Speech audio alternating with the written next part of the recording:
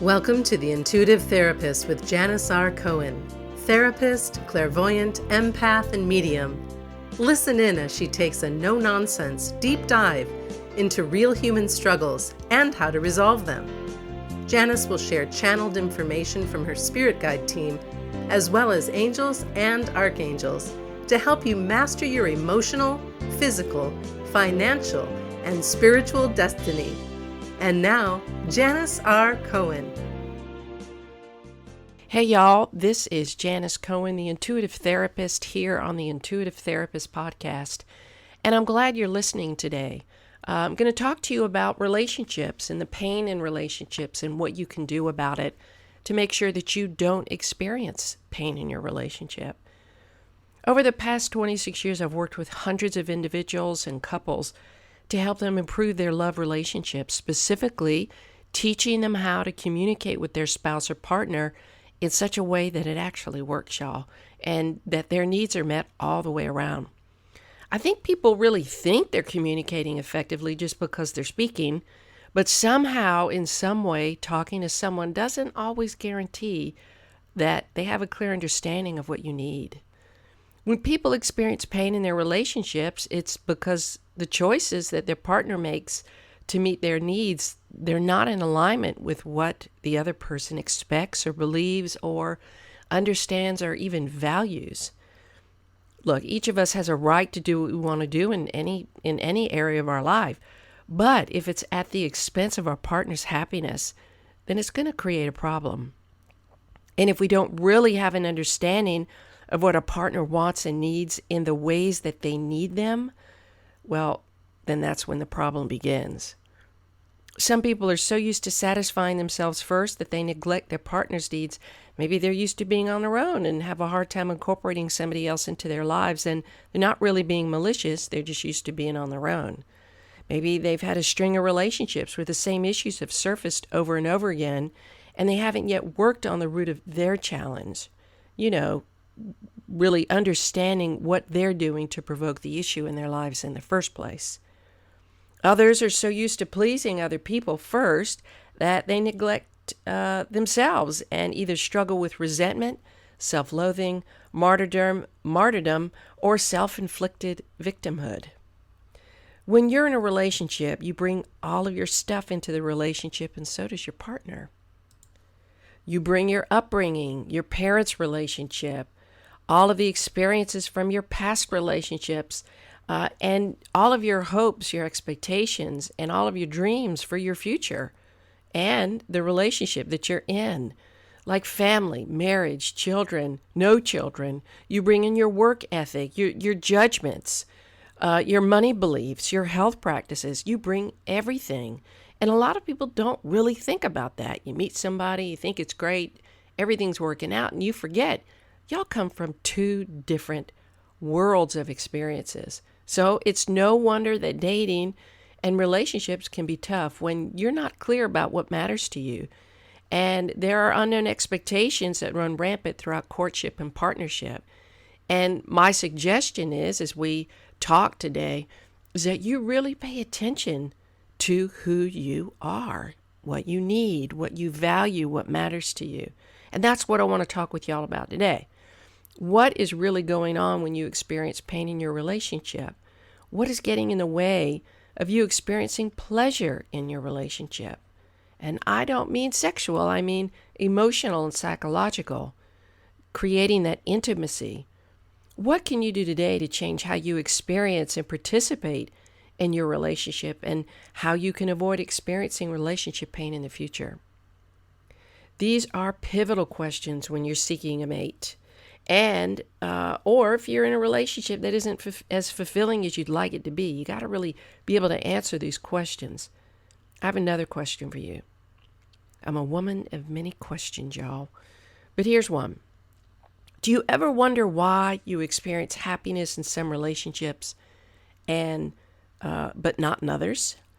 I don't want you to look for the more convenient reason where you say it's just luck or we get along. It's not as simple as that. Let me ask you this. What about when you feel pain in your relationship? Do you put blame on something your partner said or did? Just look a little bit deeper now. Here's the deal. Your happiness hinges on you and how you interpret what your partner, your mate has said or done, not what they actually do. Okay, I'm going to say it again. How you interpret what your partner has said and done based on your experiences, your beliefs, determines how you feel, whether you feel happy or not. Happiness in relationships is not just about having things in common or loving one another or having fun. Those things are great to have in a relationship. But what determines your level of happiness has to do with your mate's compliance with the values and rules that you hold dear. And I'm going to explain all of this in a little bit. Remember when I mentioned to you that your mate brings all of, his or her stuff to the relationship? Well, today's episode speaks to really identifying what you value and the rules that you put around those values to determine if they have been satisfactorily met. We all have triggers that bring us happiness and pain. And when it comes to being in a relationship with somebody else, we have to learn about theirs as well, their triggers. We have to be able to effectively share ours so that the other person can work to help us move through those triggering experiences. Most often what happens is that we have to go through some tough times. We have to be triggered to bring those values to the forefront, to bring up those experiences that are unresolved so that we can work them out and we can have our partner understand really kind of what's going on behind the scenes when we're triggered.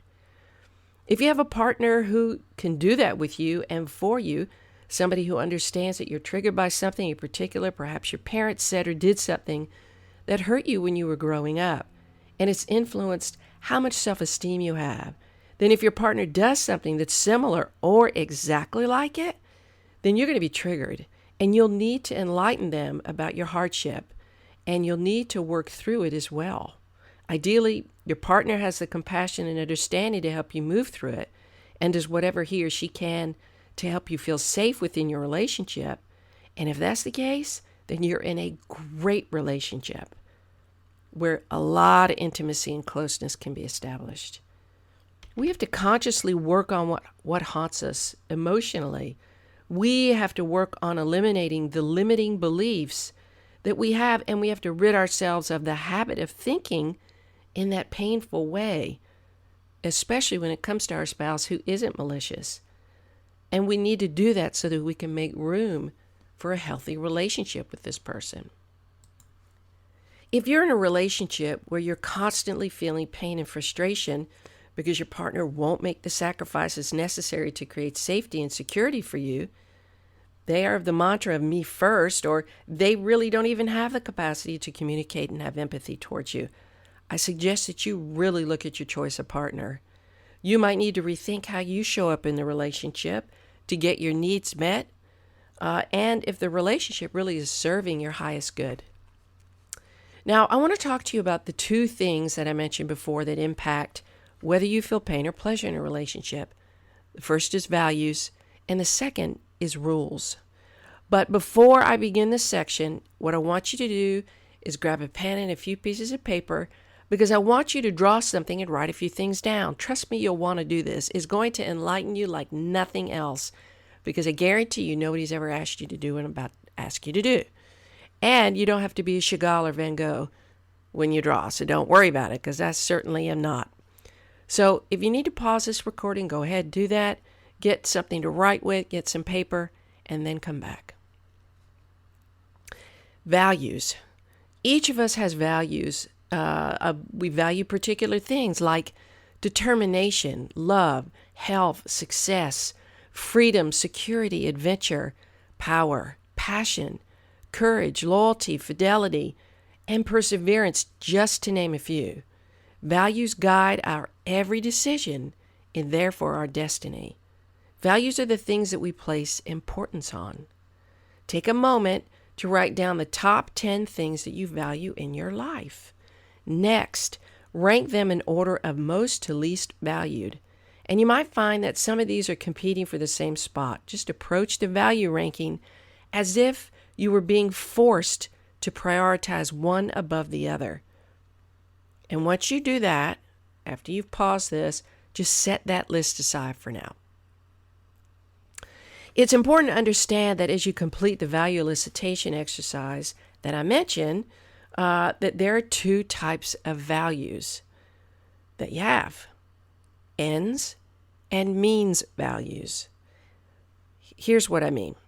If I ask you, what do you value most? You might answer love, family, money. Of these, love is the end value you're pursuing. In other words, it's the emotional state you desire. That's the end value. Conversely, family and money are merely means values. They are simply a way for you to trigger the emotional state that you really desire. In addition, we have values that we move towards and away from. While it's completely true that you and I are constantly motivated to move towards the values that allow us to feel pleasure, it is also true that we value some emotions more than others. Okay, so if I asked you what emotional states do you value the most in life, what are the emotions that you think will give you the most pleasure? Love, success, freedom or fidelity, adventure or security? These are called pleasurable states that we value most because we're going to do whatever we can to attain them and maintain them. Anytime you make a decision about what to do, your brain first evaluates that action, whether that action will possibly lead to either a pleasurable or painful emotion. Did you realize that? For example, if I asked you if you'd like to jump out of a plane or swim with sharks, and the number one emotion that you would like to avoid feeling at all cost is fear, it's pretty obvious that you aren't going to take me up on my invitation to do either of these things. However, if the number one feeling that you have that you will do anything to avoid is rejection, and you believe that I'll reject you because you don't do any of the things that I mentioned, like jumping out of a plane and swimming with sharks, you actually might decide to do one of those things in spite of your fear, because your desire to be accepted trumps your desire to risk rejection. All right, so take a moment to list the top moving away from values. Remember, the things that you actively avoid feeling. For example, it might be you might actively avoid feeling rejection, guilt, shame, loneliness, depression, humiliation, anger, or fear. So just take a moment to list those values, the moving away from values that you have. Now let's talk about rules here. You've identified your values and you've ranked them, remember? 1 through 10.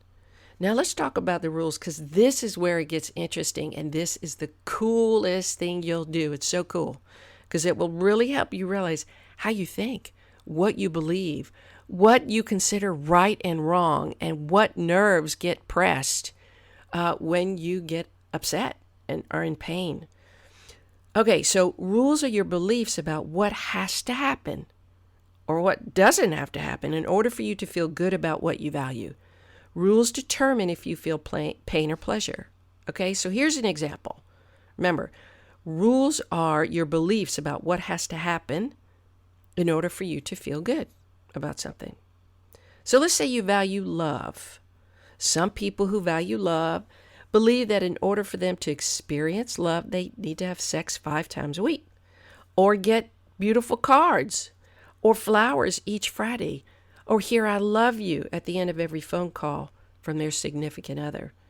We all have those rules, beliefs about love. Okay? If these rules are complied with, the person with the rules will experience pleasure. And then again, your rules are going to be different than those, so it's not like we all have those, but those are typical rules. But here's the deal. If they're violated, meaning if the rule is unmet in the way that you believe it should be met, right?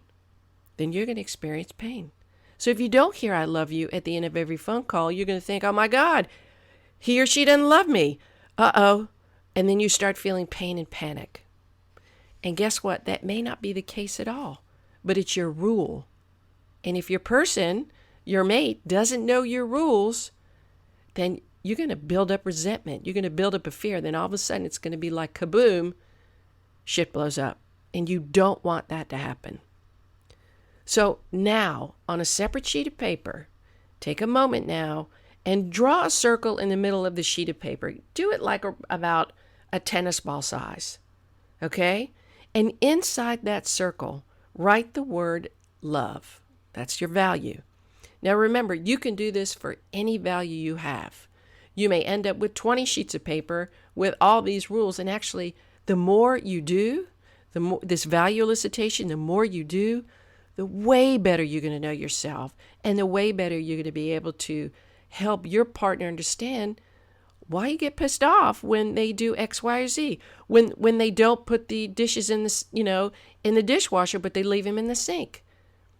That may have to do with something about respect or your desire to have cleanliness in your house. Whatever it is, you have rules around what you value. So, inside this circle, just start with the word love. And imagine that this circle is like the center of the sun. Remember, just put it in the middle of the paper. Now, what I want you to do is draw lines that extend from the circle outward like rays of sunshine. You don't want to draw like a million. You want to draw maybe 5 or 7. Okay? And give some space for you to write in between. Now, here's what I want you to do. Write your rules down on these lines for your value of love. You can use the value of relationships or caring or respect in a relationship. Whatever you value, you want to work with first. Whatever value you want to work with first is fine. Just do it. We're just starting with love because that was the example that I used. Okay? And so you put the value in a circle, focus on the lines, and write down the values the rules that you have. Okay?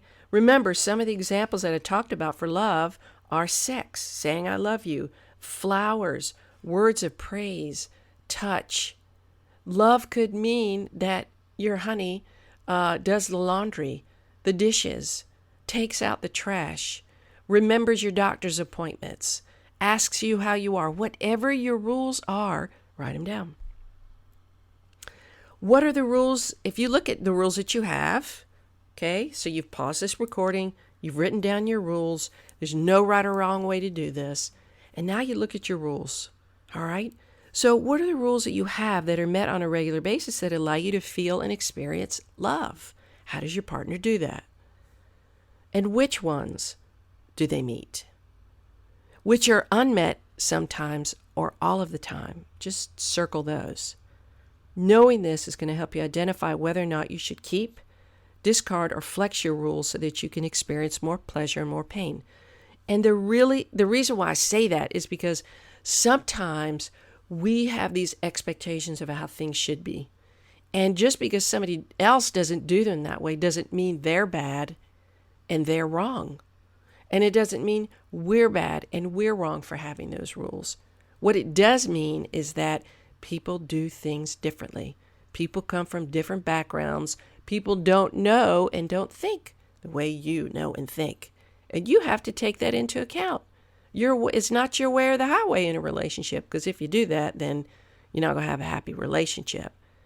So if you have rules that are not met ever, it's going to be important that you talk to your mate about them, asking them and telling them how you'd like that rule to be met. If they can't do it, won't do it, you might really want to think about how important that rule is. Do you really need that? How much can you bend? If the person does it once a year, is that going to be enough? Got to really think about that.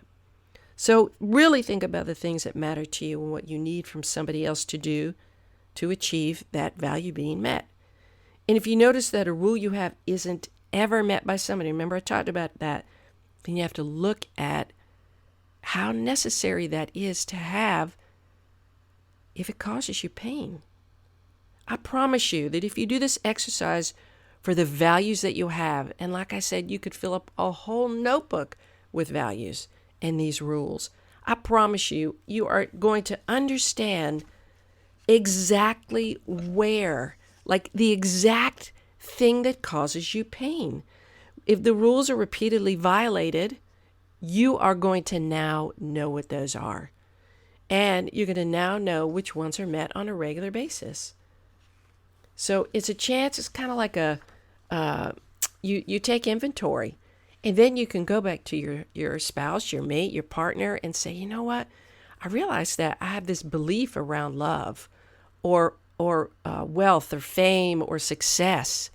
And when you do X, Y, and Z, I feel so wonderful. It really makes me happy. And I realize that I have this belief that this rule that you just don't ever do. And it hurts. And maybe it's something I don't need to have anymore. Or maybe I didn't let you know. And so now I am. So can you please work on that? And you can go back and forth. So if you do this exercise for values like independence, love, respect, family, money, freedom, fun, kindness, success, self-esteem, self-respect, any value is really going to help you understand why you experience pain or pleasure in your relationship. If you have a rule that keeps being violated, look at why you made that in the first place. Where's the root of that? How did you come about that?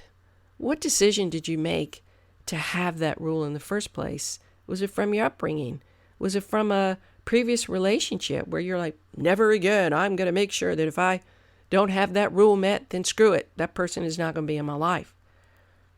Was it really to protect yourself? If so, is that rule or those rules really necessary in your life? Do you need to keep them? Is it really necessary with this person in your life right now to hold on to rules of your past? If not, you might want to adjust or eliminate them altogether. And you really can do that. Believe it or not, you can just let them go. If you're holding on to rules that are repeatedly violated, then reach out to a neutral party, like a therapist or coach, to help you let go of the beliefs that no longer serve you so that you can get rid of the rules that cause you pain. It doesn't mean that you can't keep certain rules and you experience pain in the relationship. It may be that you got to work with your spouse, with your partner. They may need to step up in a different way. So not all rules that cause you pain need to be eliminated. Sometimes it's the dynamic of the relationship that can be worked on. So knowing what your values and rules are helps you craft a higher quality of life for yourself and for your relationships. I know there was a lot of stuff that I talked about today. Some of this stuff can be confusing. If it is, just go back and listen to it. We talked about ends and means, values and rules, the things that allow us to feel loved, respected, honored. Whatever it is that you value in your life, I really hope that you take the time to do this exercise. It is the coolest thing. And it doesn't matter if you have 3 rules or 20. You can have as many rules as you want, as long as you understand that they're in play whenever you're interacting with anybody, whenever you're in a relationship. If you need help with anything, like understanding your values and rules, wondering how you can eliminate the ones that seem to cause you pain, or you need help with your relationship and you're struggling, I've worked very successfully with a lot of couples, and it would be my pleasure to support you. So please reach out to me at janis@janisrcohen.com or call me at 404-558-3971.